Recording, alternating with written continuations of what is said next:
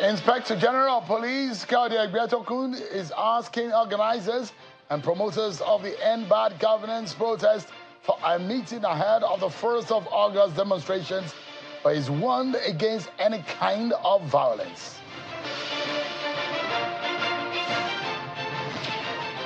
And amidst the speculations over the promoters and organizers of the protest, Mr. Ebun Adegburu, a senior advocate of Nigeria, has written on behalf of the Take It Back movement, seeking protection for the protesters.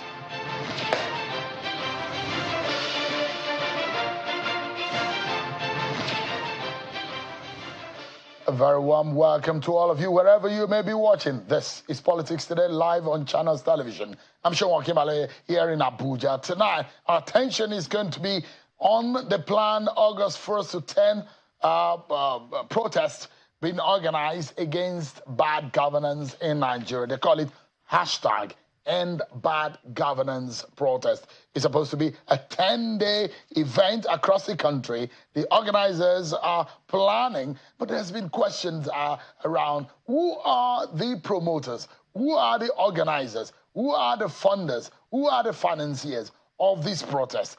Should this protest go on as planned?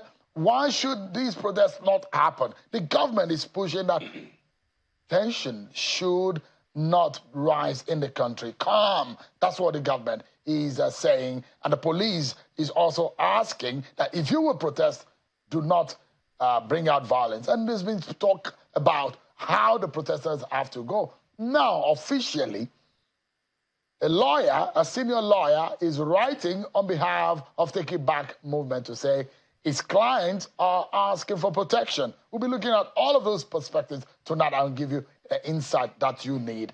But first and foremost, before I introduce you to my guest tonight, let's check out some of your political roundup stories.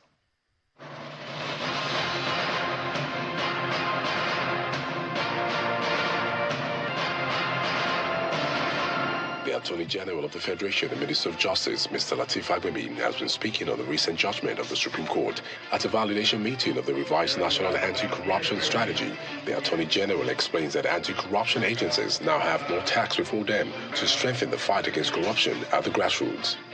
The governors, they have immunity. The local government chairmen don't have. The councillors don't have. So it will be very easy to just put them where they belong. A group of federal lawmakers under the auspices of the Third Republic House of Representatives Forum are lending their voice on the planned nationwide protest. The lawmakers said the atmosphere is tense across the country and the protest could lead to an escalation. Speaking on behalf of the group, Honorable Adodogua urged proponents of the planned protest to jettison the idea, as it could have a negative impact on the economy, especially as there are no clear leaders of the planned protest, indicating that nobody is ready to take responsibility in the event of the protest turning sour. The lawmakers are urging Nigerians to focus on issues that unite the country. We are not in support of this alleged national protest. It will be counterproductive.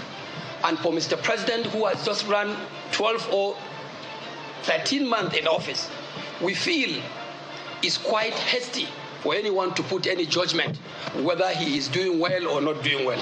Meanwhile, the Association of Local Government of Nigeria, ALGON, is calling on Nigerian youth to desist from the planned nationwide protest, saying it is a deliberate attempt to incite anarchy and chaos in the country. The national president of ALGON, Mr. Aminu Maifata, who made his known at a media briefing in Abuja, cautions young Nigerians on violence and destruction ahead of protests over issues of national concerns. On local government autonomy, the body promised to make sure that the allocations get to the localities in the regions.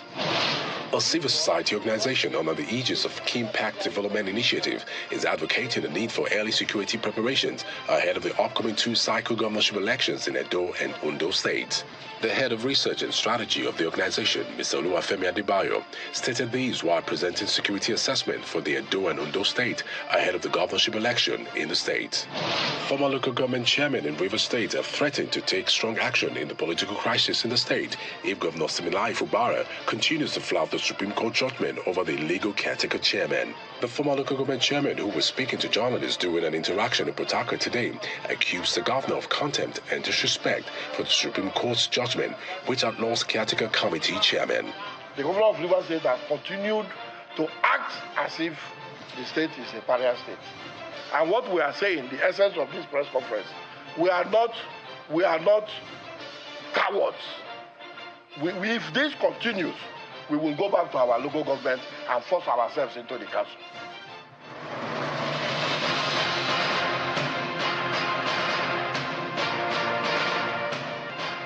Thank you so much, everyone, for staying with us. So let's get into it, everyone. The organizers of the End Bad Governance protest, they've been asking questions. Are they faceless? Who are they? Are they unknown? The government is saying, look, there are some plans by some of those who are funding them. The DSS said they've unraveled those who are behind it and all whatever. But today, we might be getting some clues as to who these people may be. Of course, some of them are not heeding that they are the one promoting these protests. Well, a senior lawyer today and a human rights activist, Mr. Ebongolu Agdeburua, Senior Advocate of Nigeria, has notified security agencies requesting protection over the planned public meetings, rallies, and processions by a non-governmental body, the Take It Back movement. Its members, some patriotic Nigerians and groups who need to be protected, is all captured in the letter dated today, the 26th of July, 2024. The Senior Advocate of Nigeria is writing a solicitor to the Take It Back movement and notified the Inspector General of Police and the Director of the Department of State Services that the planned rallies would commence from the 1st of August to the 10th of August 2024 or anytime thereafter. He said the rallies will be held at the Eagle Square in Abuja and other public spaces in the capital cities of the 36 states and the headquarters of the 774 local government councils. Mr. Agdeburua, while reiterating the role of the security agencies during such rallies and protests, urged the leadership of the security agencies to make available the details of any of their officers or teams that will be assigned to cover the said meetings and rallies and processions to harmonize plans and strategize for the same. And while the Inspector General of Police has been responding and asking one thing, no violence, he's asked the promoters and the organizers of the protest to come for a meeting to plan the demonstrations. Well, one thing that came out of the press conference by the IG today is the fact that there are foreign mercenaries behind this protest. And the IGP is insisting that the force will not allow any form of violence or breakdown of any form of law and order in the country, but is ready and is willing to work with the organizers of the protest as long as they come forward and meet with him and let him know what they plan. Let me allow you to listen to what the IG said earlier today. At this critical juncture, fearing enemies of our country may be manipulating the process. We confirm their fears are genuine, as we have credible intelligence on foreign mercenaries' involvement in this planned protest. The Nigerian police urge all Nigerians to exercise caution and think twice before joining any protest group. While we alert citizens to the sinister motives of certain groups planning to wreak havoc, it has become clear that even a peaceful protest at this time may be ill-timed. We issue a stern warning to clandestine groups plotting to destabilize the country and hoodlums seeking to exploit protests for their criminal agendas. We will not tolerate the killing of innocent citizens, destruction of public infrastructure and private property, or looting of private businesses. We acknowledge the constitutional right of Nigerian citizens to peaceful assembly and protest. However, in the interest of public safety and order, we urge all groups planning to protest to provide necessary details to the Commissioner of Police in the state where protest is intended to take place. To facilitate a successful and incident-free protest, they should please provide the following information. 1. Proposed protest routes and assembly points. 2. Expected duration of the protest. 3. Names and contact details of protest leaders and organizers. 4. Measures to prevent hijacking by criminal elements, including key identifiers for possible isolation of potential troublemakers. By providing this information, the police will be enabled to deploy adequate personnel and resources to ensure public safety. All right, then there you have it. The IG has spoken. And of course, you know, from yesterday, the governors of the APC, they're speaking about it, condemning what actions or what they had tagged the faceless or the political nature of the protest. Of course, the Minister of Petroleum is also asking youth and people in the Niger Delta region of the country not to go in the way of that protest, and also reason with the government of the day for the sake of development and progress. Of course, when the governors of the APC met, we don't forget that there was also a meeting of the governors and traditional rulers with President Bola Tinubu, but the governors of the APC were vehement about the manner in which things will go in their state. Let me remind you what the chair of the APC, the Progressive Governors Forum, Senator Hope Uzodinma, said about this protest. I think it is a wrong time for anybody to do any protest, because the implication of doing that, if care is not taken, is that it may be hijacked, like the NSAS experience, where criminals now hijacked and innocently conceived agitation by young Nigerians. So this is another kind of temptation that I think, too, that those behind the protest, because they have not been able to come out openly to say they are behind it, there is something that is a motive that is yet to be unraveled. So I think that we are not in support of the protest. We are not going to support any protest that has no programs, that is not discussed, that nobody knows what the problems are. Okay, if you are protesting, what do you want government to do? Because the reason for protest is that they want an issue to be addressed. What are the issues? So in my view, I think there is no need to overheat the polity. All right, there you have it. Let's get some insight into it. I'm being joined tonight by a political economist and a member of the APC, Mr. Ayo Oyalo, who is here with me in Abuja. So thank you so much, Mr. Oyalo, for joining us tonight. Thank you, Sean. So welcome back from your sack. Indeed. and also, I'm being joined by a former member of the House of Representatives, Honorable Dachong Bagos, a member of the PDP. Thank you so much indeed for your time. Yeah, well, good evening, Nigeria as well. Shehun, they said welcome back. We thought that you did protest too, so welcome back. All right, that's on a lighter note. But let me just grab your attention now that I have it, Honorable Bagos. You are of the opinion, when I was having a pre-chat with you about this protest, you are of the opinion that this protest should be allowed to go on. Why?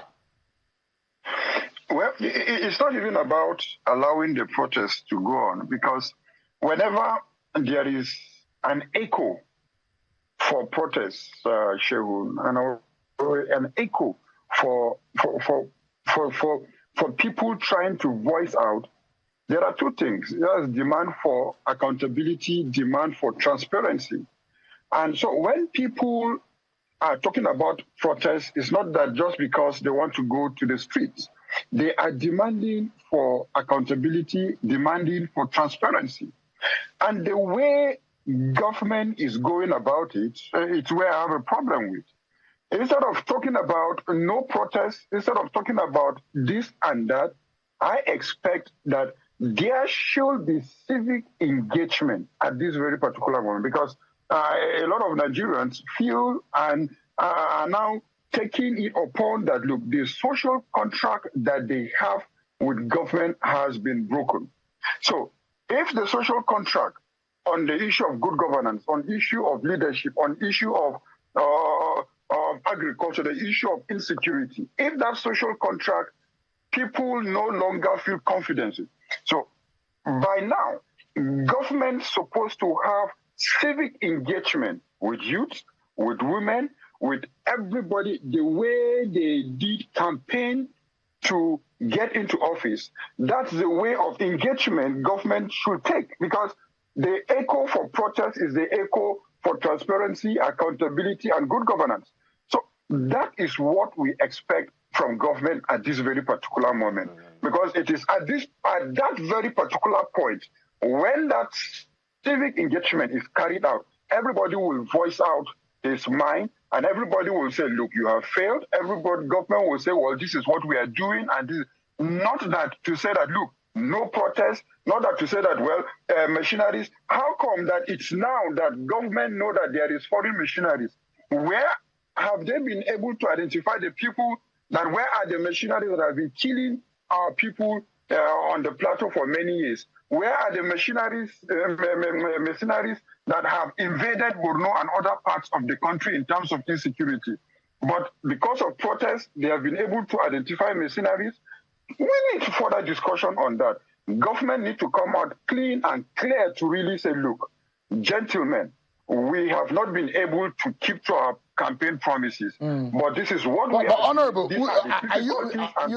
just remember, are you suggesting that the government of the day is not communicating, is not relating, is not connecting with the people? No, it's not communicating. Even with you, with your child at home, if you see that your child is not doing what he's supposed to do, instead of telling the child that, look, do it this way, but you start spanking the child, and the child will just be crying, look, I'm supposed to have cake, but you are forcing me to take water. It's not water I want, it's cake. And you have not communicated to the child that, look, this is the reason why he should take water at this particular point in time. Is it that it's because of his health? Or is it that because of the cake is not available? And so on and so forth. But do you think also, because just do you think and imagine that those who are arguing that it is, why isn't it too early in the day to start protesting for a government that just spent nearly a year in office? No. This is when the APC government got into power, they promised continuity.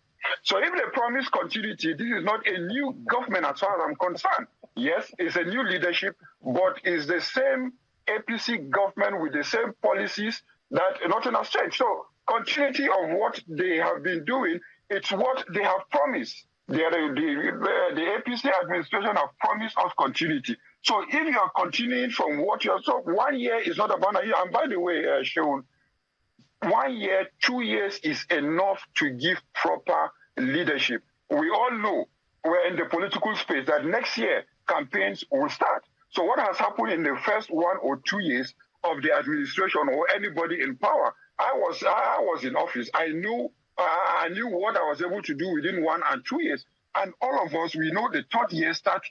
So this is an issue of, look, the ball needs to keep rolling. I'm just imagining. It is 1 year. I'm just imagining what the president said.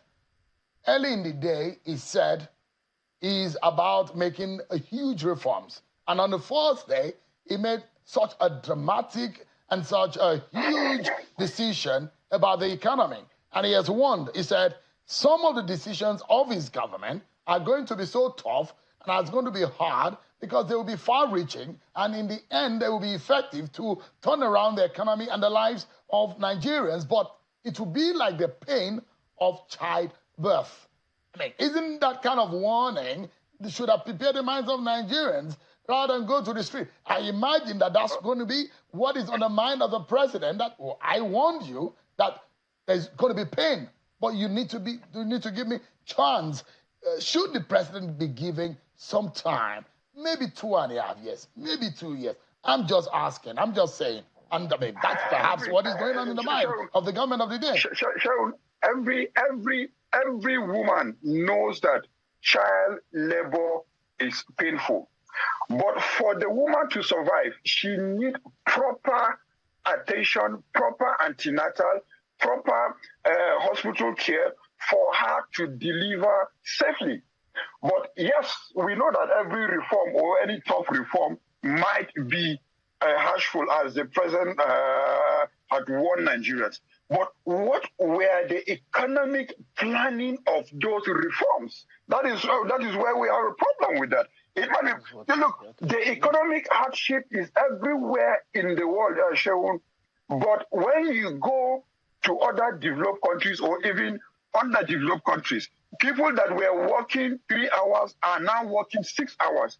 jobs are available for them to be able to meet up to the economic challenges. But here we are, the jobs are not available, inflation is skyrocketing, everything is not being controlled, the economic planning, we don't even have economic database that look, this is the social incentive that we're giving. Are we giving to who? But you now have the social incentives that are being given out. It's either they are being given, everybody will now corner his people that we are giving only to APC members, and now PDP members that are in the same community are now scrambling for the same incentive. So these are issues that look, what is the economic planning that we have in terms of the hardship that we are facing? When you go to the UK today, there are people that are receiving 20 pounds, 10 pounds to be able to meet up the economic hardship. It's not about they are labor or they are conservatives. Go to the US today. There are people that are receiving economic incentives. They are not Republicans, neither are they being identified as Democrats. They are citizens of the United States of America. All right, so why can't we have economic reforms as Nigerians to Nigerians of the Federal Republic of Nigeria? So to me, the economic reforms has a very big fault in the sense that we don't have accurate database to be able to give incentives to who deserves what. Honorable Bagos, let me pause it for a moment and turn my attention to Mr. Oyalo, a former banker and an political economist. Give us a sense, because you study the behavior of man as to commodities, its prices, and the needs of man. So essentially, that's what you've done. And if the people of Nigeria, most of them who are saying they're going to the street to protest against the government of the day, you are a member of the political party, the APC. It does mean one thing. There might be some kind of unpopularity of your party going on at the moment, and that the fact that the policy of government is not yielding the right results. Thank you, Sean. I think we need to put it in context. And I have taken time to come here to really speak to these issues. And I'll start by saying, if you are looking at a development plan, there must be a process. And like you rightly said when you were asking your question, it comes with some kind of pain, some kind of difficulty. And I'll use the American model as an example here. In development, there are two things that are very important: education and labor/reward. Now, when the American recession, the Great Depression actually happened in 1929, it went on for a few years till about 1939 when they came out, then the World War came in and all matter. And then when it ended, the first thing America did, they realized that they had a problem with education. So the first thing they did was education. And how did they do that? So let's take the burden away from the family. So that was what birthed what you call the educational loan in America. So that loan means the first one started, I think it's around 1955, 53. Now, when you have a student loan, first thing they did is it takes away the burden from your parent. We have seen situations where we go on to crowdfund to pay people's school fees. Just today, Dr. Temi Harriman wrote this tweet, and if you permit me, I will read it. He said, "My student shed tears this morning when he informed me that his student loan has been paid. He's from Kogi State, but his school's in Kano. I could not fight back tears. We were contemplating how he was going to pay his behemoth. He's in medicine." I'm reading exactly what he wrote. "I was already thinking of making an arrangement to offer 50% of the amount because the school portal will close tonight, only to hear this pleasant news." Now, what I'm saying is this. When you do a student loan system, you've taken the burden away from the family. Even if you are an orphan, for instance, educational loan means you don't need, and the American educational loan does not even offer what you call stipends. This one offers. I'm trying to let you see what this government has done. You are relating to what the government is doing. Let me go on. Let me go on. So today, the burden is taken away. And I said labor and reward. Now, just last week, Labor and the federal government came to an agreement of 70,000 naira. Now, what that has done is, as a father, we all know nobody earns 70,000 in the civil service. Nobody does that because the entry point for civil service is about level 4 thereabout. So, which means a man who is a normal man, I'm trying to use a normal person now, because you're not very wealthy, you have just 2 children, you can send them to primary and secondary school. And if they intended to go further, or if they intend to go further, the university burden has been taken off them. Now, I'm trying to let people see what this government has done, because it looks like they have done nothing, because people are not able to relate these things together. Now, when you look at this, what that has done is that it has given the family some breather.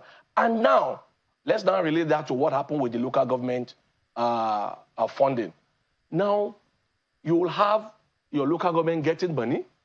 You can know how much comes to the local government. When we are younger, you know what we used to have local government bursaries for students. So you see that what this government is doing is building a system.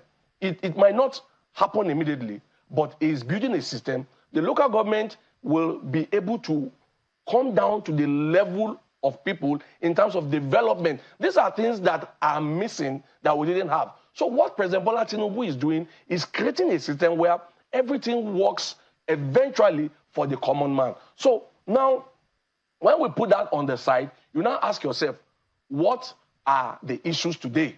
The issue today is food. Now, if you look at the development plan of President Bola Tinubu, like I've been really enumerated now, he has put in place something that will work even beyond his own tenure. Now, we have a lot of agitation in terms of food. We are hungry, but nobody is asking these simple questions. The previous administration spent billions, if not trillions, on anchor borrower. Today, we are shouting hunger. It's not just one, it's just about a year. So what has happened? What happened is that, one, there has been mismanagement in that sector. But the biggest challenge is that our state governors are not doing their job. For instance, ask yourself a question. I was in Kano during the times of Governor Ganduje. This man invested massively in irrigation farming so that you can have, recently, just about a month, 2 months ago, we had tomato going to the roof about as high as 150,000. Now it has come down. So as to remove this kind of cyclic and seasonal problem, if we develop irrigation farming, it will have curbed this seasonal hunger we always suffer. But unfortunately, when his successors come into office, for instance, also Kebbi State was doing so much in rice. I don't know what is happening now. So currently now, we need to sit down and ask ourselves a question. Is it going on the street that will solve the problem, or looking at it holistically? People who want to go... How do Nigerians... So, I've allowed you to be able to explain and give a picture of what the government of the day is doing that might not be so vivid now in the minds of a lot of Nigerians, but according to you, they are structural. They are deep into the root of our systems and our institutions in Nigeria. But the question is that food inflation is reaching through the roof. No, it's going to come down. No, but no, we are not speculating on what will happen. But just for a moment. We're talking about what we can see now. Food inflation, headline inflation. It's almost about 10 points higher than what we have last year. Yeah. Just a little bit above 20% headline inflation. Food inflation has gotten almost at the same level they are growing. What created that is this. Food prices are growing astronomically. I'll tell you what. The purchasing power of the average person is increasing. When you say they do not need to protest, what then would they do? No, what creates the food inflation is simple. Transportation cost is part of the challenge. Now, that's why I was talking about structure. This government created what you call the CNG buses system. Now, it is to help public transport. But we have not seen those. That is where I'm going.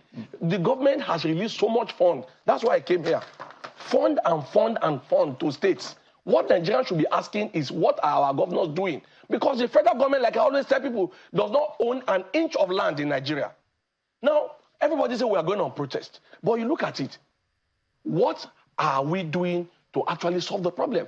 Food inflation is high because transportation cost is higher because of the removal of fuel subsidy. Now, the president has released fund and fund and fund to states. What I would have been expecting people to do is to be asking our governors, what have you done with this and so funding? Nobody is asking this question. So going to now destroy more infrastructure, because we know what this will end up in. I was alive during the NSAS. It started when I was even part of those who were piloting it like every other normal person before we realized that it was hijacked. So the fear about protest is that ask questions. And I will ask this, I will also say this. When you say you want to do a protest, the essence of a protest is to bring attention to an agitation. It is clear now that whatever you are agitating for has been noted in the corridors of power. they're already addressing. So the protest is no longer important or needed because you have caught their attention. But now if you say you are going for more protests, these are the problems. They say end bad governance, days of rage. Now you say release Mazi Nnamdi Kanu, remove the the Senate, cancel it. These are not sensible requests. But maybe that's a version that you have. There are other versions that are online. No, those are the confusion. Yeah. Now, these are the issues. So what exactly do you want to be addressed? What do you want to be addressed? So there are other ones that are versions that are on air. The reversal of the petrol pump price. And they are saying, take it back to 100 now a litre. Who will fund it? These are the reality. Who will fund it? But you have said that cost of transportation is responsible for food inflation. So if you reduce you don't have to pump price. What you have to do is work on the CNG model. There are testimonies that are bound that people have cut transport fare or transport cost by over 60% if you move from petrol to the CNG system. These are the challenges. Now we are having problem with our refineries. We know clearly that none of the 4 refineries are working. Unfortunately, there are staff working in those places and nobody's asking questions. Why are they collecting salary? Now, a regulator can now come forward to tell us that a private refinery is wrong. Meanwhile, there are allegations that this same man, Ahmed Farouk, owns something in Malta. These are issues that I expect we should be asking questions about, and we should be saying without equivocation that the DSS, the ICPC, the EFCC should not sweep under the carpet. So if we have a regulator who is not helping the matter but is exacerbating it, those are supposed to be the question. Ahmed Farouk and people like him need to be questioned because clearly these are the saboteurs that Nigerians should be looking at. Allegedly, because you don't have all of the facts. No, I don't have all the facts. I just give an example. I said, look, it's alleged. It's an allegation. It's not they allege he own a fuel station. I don't know if it is true, but what I am saying is that the regulator should never come on. I mean, the president has been all over the world looking for investors, and the regulator now went on air to destroy the largest investor in Nigeria, making it a caricature. We are not helping ourselves. Right. So these are the questions that what would you say should be the way forward? Because it looks like the organizers are bent on going the way forward for me, if I'm going to be advising, is that bring your agitation together.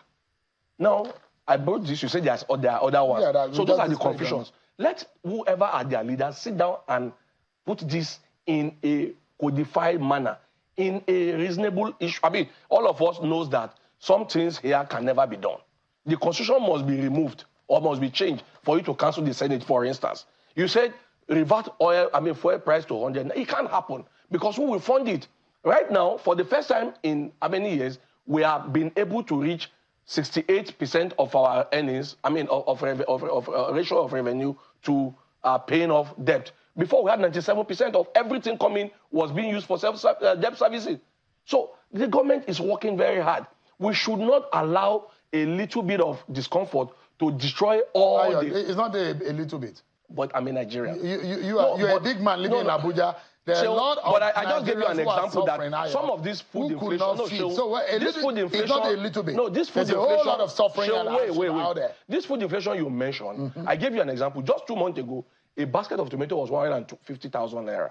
As we speak today, it's 45,000. So that is why I'm saying some of these things are cyclic. So if we have continuity of agricultural program and plans, we will not be having these cyclical inflations. All right. Let me allow Honorable Vargas to give, what is the way forward from your own point of view? You heard the explanation Ayo I mean, the effort of government. I mean, and I asked the question, yes, on one hand, rather, when you're angry about the situation of the country, but on the other hand, you look at what is the government doing? Should the government be given some chance to be able to get things right? Your own final thought.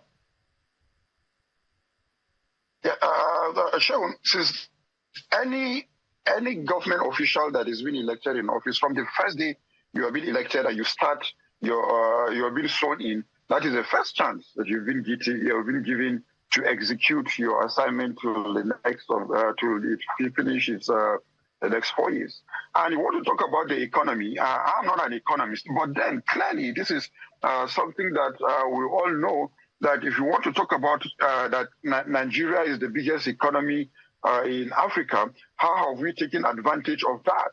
If we are talking of foreign direct investors, today, if an investor wants to come into Nigeria with 100 billion, he will not be able to do that. Put all the capital base of all Nigerian banks is not up to 100 billion. So Zenith Bank is the only bank that has about 46 billion or thereabout. Today, he has talked about the refinery. Dangote refinery is about 16 to 20 billion. But we have potentials in this country that government have not yet opened and given the enabling environment to be able to explore. When it comes to even production, I expect that, look, now that we are talking about exploration, go up to the north, come up to Plateau. We have potentials to drill more oil, more crude oil around the country. When you talk, I was part of the committees. I now know that, look, the Port Harcourt refinery, which I saw myself, it's something that is already to start refining by this August. I was part of that committee, and I was part of the committee and the Ninth Assembly that we have been able to brought PIA. These are enabling environments. All right, Honorable, we need to go now. Yeah, let me allow just in about 30 seconds if you can give your final thought. Yeah, in my own final assessment, like I said, debt to revenue ratio is now much more better than it was.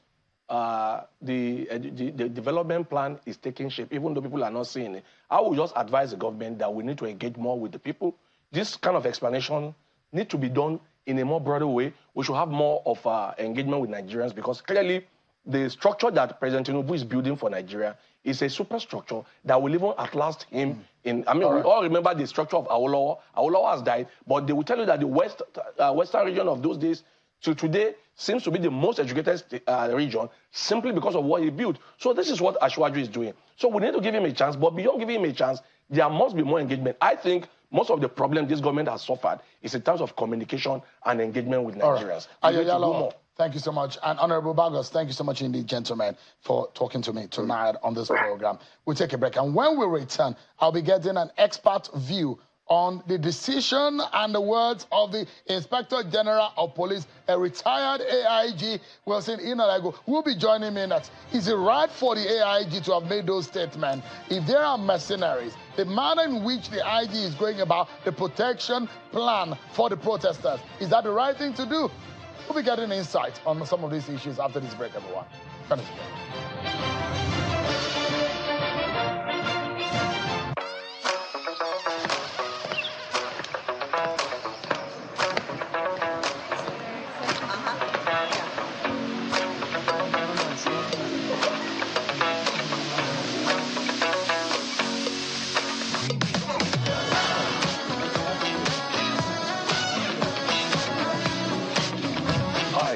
Jamie.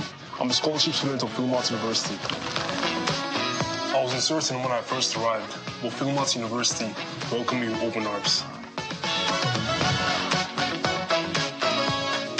Hi, I'm Maya, a law student at Philmont University. From day one, the law program has challenged me. Professors here push us to think critically and argue persuasively. Hands-on learning experience is amazing. Philmont is where I belong. Philmont University, where your story begins. In the last decade, the impact and importance of natural gas has increased substantially. Natural gas is playing a more prominent role. It will begin to replace petroleum as the fuel of choice as we continue to consider the environmental impact of liquid fuel. And this book, written by me, is one of the resources you'd find to understand the sector. You may want to understand how to conduct due diligence exercises, the what, the why, and the how of energy transactions. You want to understand how the gas transmission network code works? You need this text. This text is written by me, Ayodele Oni, and I have nearly 20 years of experience advising and investing in the energy sector. Oh, you did. Edo people, who's your guy? Our Olumide Akpata. See us we dey like beans and rice. Edo people, I will never leave your side. I will never ever. I dedicate my time forever. Time to you, my people. Even if the road be rough, I know mine. 'Cause together we shall stand. My people, make we all come out on election day and vote Olumide Osaigbavo Akpata, una guy as governor of Edo State. He ready to change our story and bring better life for we and our pikin them. Vote Labour Party, the party for Papa, Mama and pikin. Make we vote well, oh. Oludi, confirm. Now you be our guy. Labour Party, forward ever. Olumide Akpata. The Duchess International Hospital caters to every aspect of the family's health needs. A one-stop shop for maternity and child health services, emergency medicine and critical care, medical and surgical subspecialties, dental and eye care, and a range of other subspecialties and services, all available at a single location right here in the heart of Ikeja. And it really doesn't matter if you're paying out of pocket using your HMO or private insurance. We focus completely on providing that world-class affordable healthcare for all the family at all times.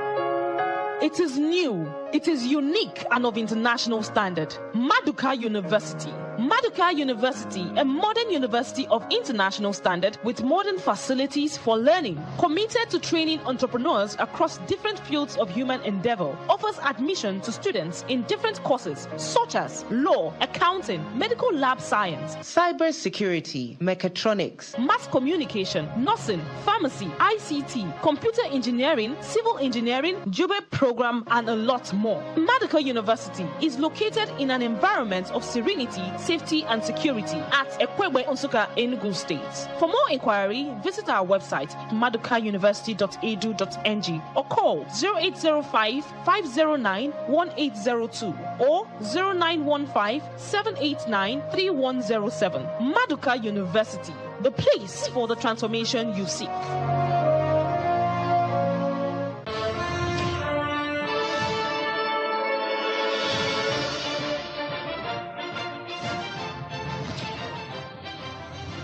Thank you so much, everyone, for staying with us on the program. Yesterday, we heard what the military said, and they said they will play a role in dousing the tension in the land caused by the agitation and the planned protest. The DSS said they've uncovered those who are funding through the back door. And the IG, the Inspector General of Police, for the second time in 3 days, is speaking about these protests. Well, one thing that has come out of this, and which is, for me, stands out, is the issue of the foreign mercenaries.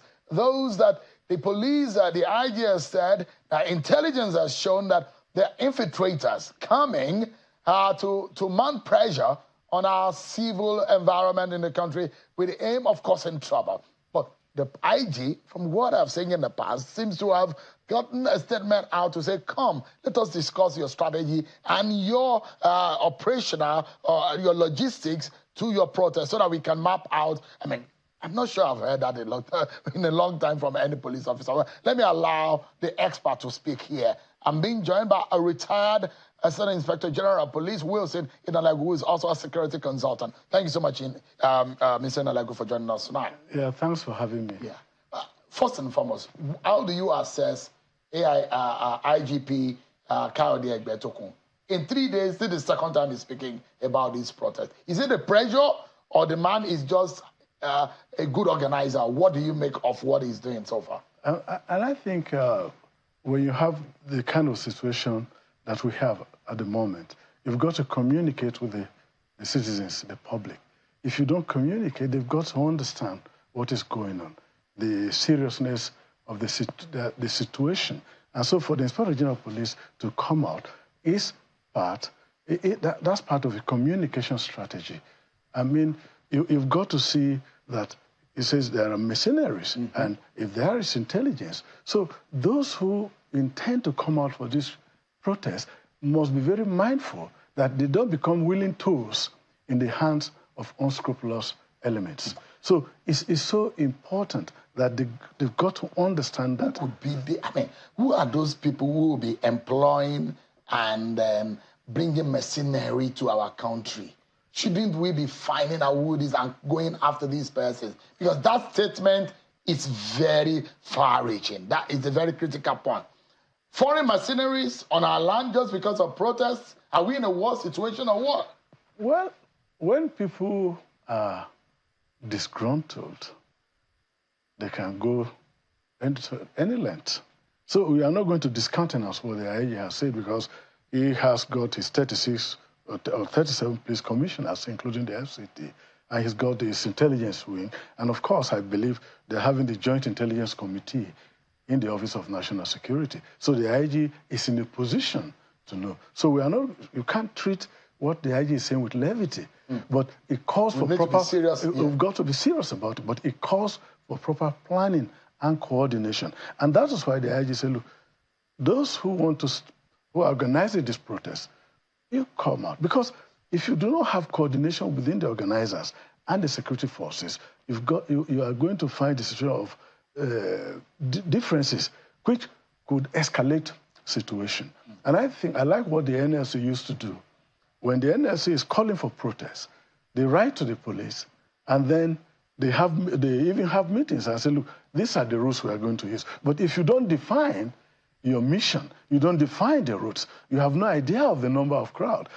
The police, you leave the security forces with some challenge in planning for the protest. So what the Inspector General of Police is doing, that's what you will do, because when you are planning an operation, you've got to have the friendly forces. When you have the friendly forces, the other force, and then the other hostile elements that you think, those include disgruntled elements, bandits, political jobbers, and the rest of them. These are people so that when you are designing your plan is meant to address those concerns. So AIG, one of the biggest fear right here is the experience of Lagos. Yes. In the NSAS. The only forensic lab we have in this part of the world was burnt down. Several BRT buses were burned down. A court in Lagos was razed, and all the court documents were erased from existence. And these are some of the fear that anybody will have. And there are those who will say, look at Kenya, what happened in Kenya and the aftermath of the protest in Kenya. And these are some of the issues that have been raised. Mr. Ebwade Burua had come out and written to the security agencies and asking, rightly, to inform the security agencies about their plans on this protest. But the question as to how that organization to forestall any kind of breakdown of law and order, because the security agencies are also come out to say we have intelligence that some people are planning to rob private businesses, to bring down public infrastructure. That is the fear. How do you deal with this fear, actually? I mean, for an average protester on one hand and for the security agents on the other hand. Yeah. When people claim they want to come out for a peaceful protest, well, you've got to prepare to lead them in the peaceful protest. But you also got to take into consideration critical national infrastructure, because there are people that want to attack the prisons to free prisoners. There are people who may want to attack businesses and all of that. So in your deployment, in your plan, these are things you put you take into consideration. So you plan for them.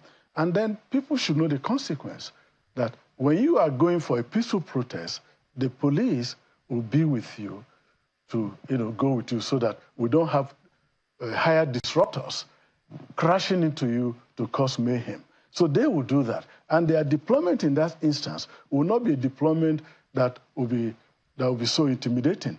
The highest they can carry is batting, and the batting will be hung on the belt of their uniform. They will not draw it, because once you bring it up, if you hold it, it is already drawn. So they aren't going to do that. But in doing that, you also coordinate with other agencies, because if the situation escalates beyond the capacity that the police and other civil forces can handle, then you activate the military assistance to civil authority or civil power, which is called MACA or MACP. Yeah. So that provision is always there. But beginning, the police, I believe, the plan will be such that the police will go with a peaceful protest, whether they want to deliver later or whatever. But in doing that plan, you also take into consideration critical national infrastructure. And those you seem to be leading, you identify them. And you ask, look, how many people do you anticipate?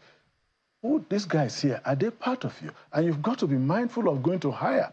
Because if you go and hire people who don't even know the reason you are protesting, all they think about is to loot. So, and let me tell you, there are stages. And this is what the security forces are very careful about.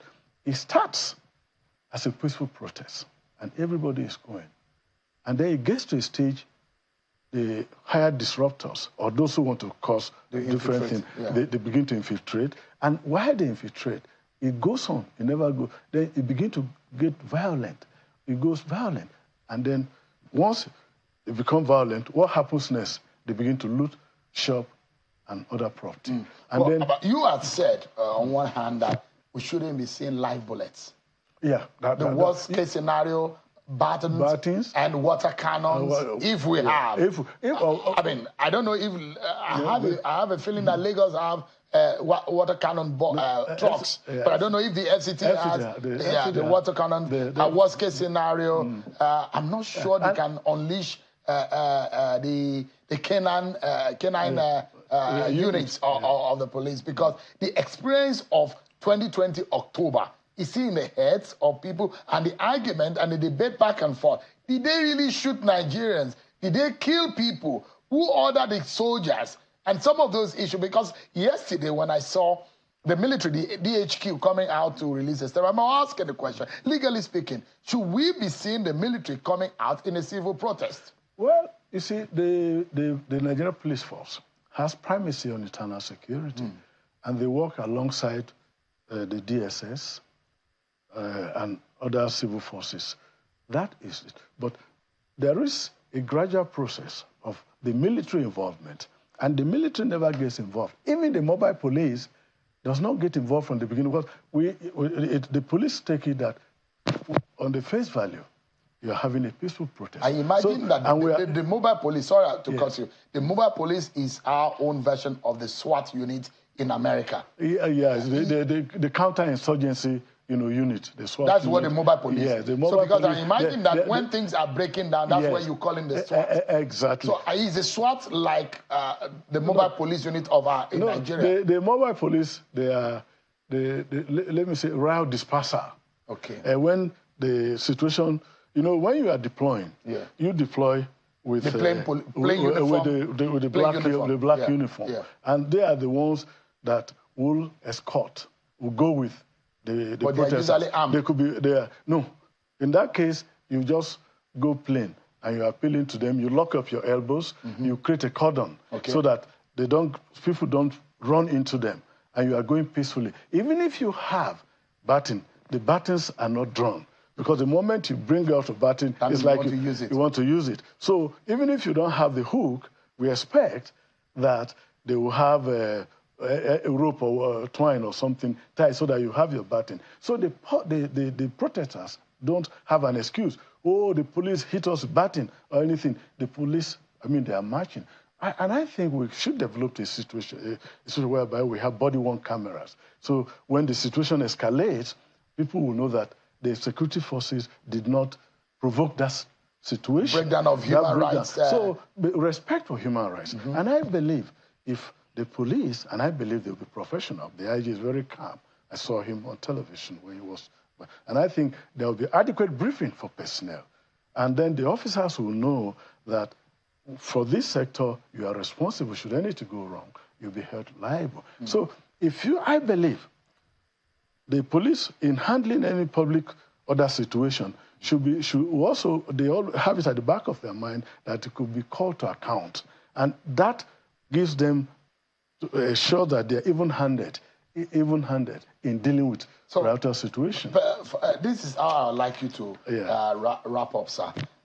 The possibility of the stretch, because the police is stretched already. That's correct. I saw, I don't know whether this official or not, one of the Take It Back movement, attributed to the Take It Back movement, saying that there is a wire mesh leading to the villa, and they're asking the Minister of the SCT to remove the wire mesh, and that they might need to visit the presidential villa, and that they will camp at the Eagle Square, and they will do that all night. I mean, if the police have to mount surveillance all night across the country, they will be stretched in an overstretched already policing system in the country. What would be your final word to the average protester to be wary of? I know they should not be carrying knives. They should not carry any sharp object, because that could lead to any kind of breakdown of order. If you are a parent or guardian, what should you be telling your ward or your child? When you are going for this peaceful protest, be very mindful that there are rules and regulations guiding this protest. You don't carry offensive weapon. At the most you can carry, in case you need to drink water, you could carry your water bottle to drink. But we are not expecting placards and all of those things. You will not be armed. If anybody gives you a weapon, anybody shares dagger, anybody shares machete for you, that person doesn't love you.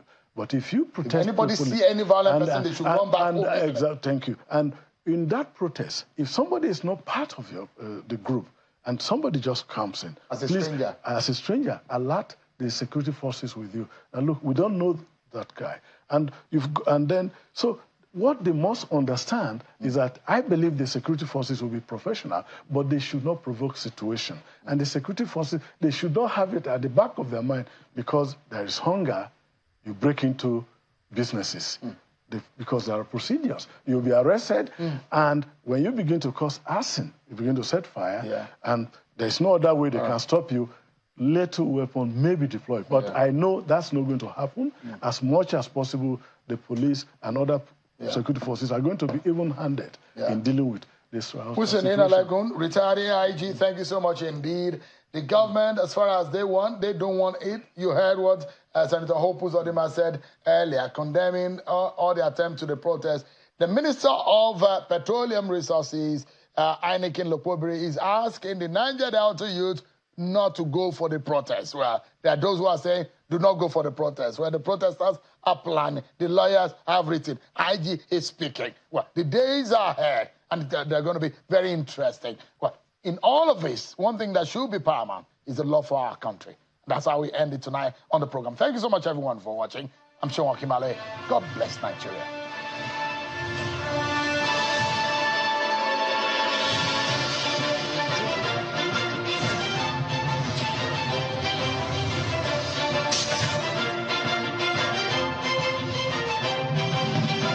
Did you know you can access electoral information with just a click? Introducing Nigeria Elections, an inclusive artificial intelligence platform that guides citizens on Nigeria's electoral and civic landscape. Say bye to misinformation and disinformation. Visit www.nigeriaelections.ng today. Nigeria Elections, addressing democratic questions.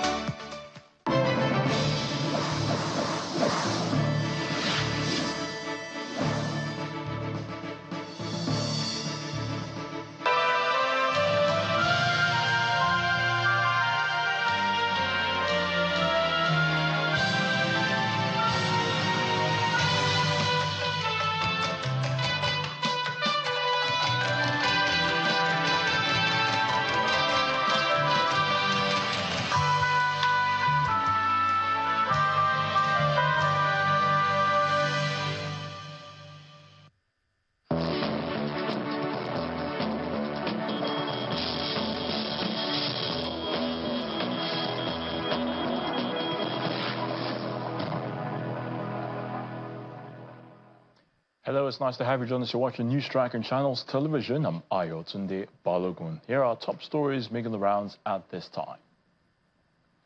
Senior Advocate of Nigeria, Ebunolu Adegburua, has written to the Inspector General of Police to notify him of a planned public meetings, rallies and processions being organized by a non-governmental organization, the Take It Back movement, all its members, and some other patriotic Nigerians and organizations. By a letter dated Friday, July the 26th, 2024, the senior advocate, writing as solicitor to the Take It Back movement, stated that the planned rallies will commence from August the 1st to the 10th this year, or any time thereafter at the Eagle Square in Abuja and other public spaces in the capital cities of all the 36 states of the Federation, as well as the headquarters of the 774 local government councils. Mr. Adegburua, while reiterating the role of the police during such rallies and protests, urged the IGP to make available the details of any police officer or police team that will be assigned to cover the said meetings, rallies and processions in order to harmonize plans and strategies for same. In the meantime, the Niger police is urging all Nigerians to exercise caution and think twice before joining any protest group, as the force says it has credible intelligence on foreign mercenaries' involvement in the planned protest. Addressing a news conference in Abuja, the Inspector General of Police, Mr. Kayode Egbetokun, is alerting citizens to the sinister motives of certain groups planning to wreak havoc. The Inspector General of Police insists that clandestine groups plotting to destabilize the country and hoodlums seeking to exploit protests for their criminal agendas will be contained, as the force will not tolerate the killing of innocent citizens, destruction of public infrastructure and private property, or looting of private businesses. At this critical juncture, fearing enemies of our country may be manipulating the process. We confirm their fears are genuine, as we have credible intelligence on foreign mercenaries' involvement in this planned protest. The Nigerian police urge all Nigerians to exercise caution and think twice before joining any protest group. While we alert citizens to the sinister motives of certain groups planning to wreak havoc, it has become clear that even a peaceful protest at this time may be ill-timed. We issue a stern warning to clandestine groups plotting to destabilize the country and hoodlums seeking to exploit protests for their criminal agendas. We will not tolerate the killing of innocent citizens, destruction of public infrastructure and private property, or looting of private businesses. We acknowledge the constitutional right of Nigerian citizens to peaceful assembly and protest. However, in the interest of public safety and order, we urge all groups planning to protest to provide necessary details to the Commissioner of Police in the state where protest is intended to take place. To facilitate a successful and incident-free protest, they should please provide the following information. 1. Proposed protest routes and assembly points. 2. Expected duration of the protest. 3. Names and contact details of protest leaders and organizers. 4. Measures to prevent hijacking by criminal elements, including key identifiers for possible isolation of potential troublemakers. By providing this information, the police will be enabled to deploy adequate personnel and resources to ensure public safety. To the National Assembly now, where lawmakers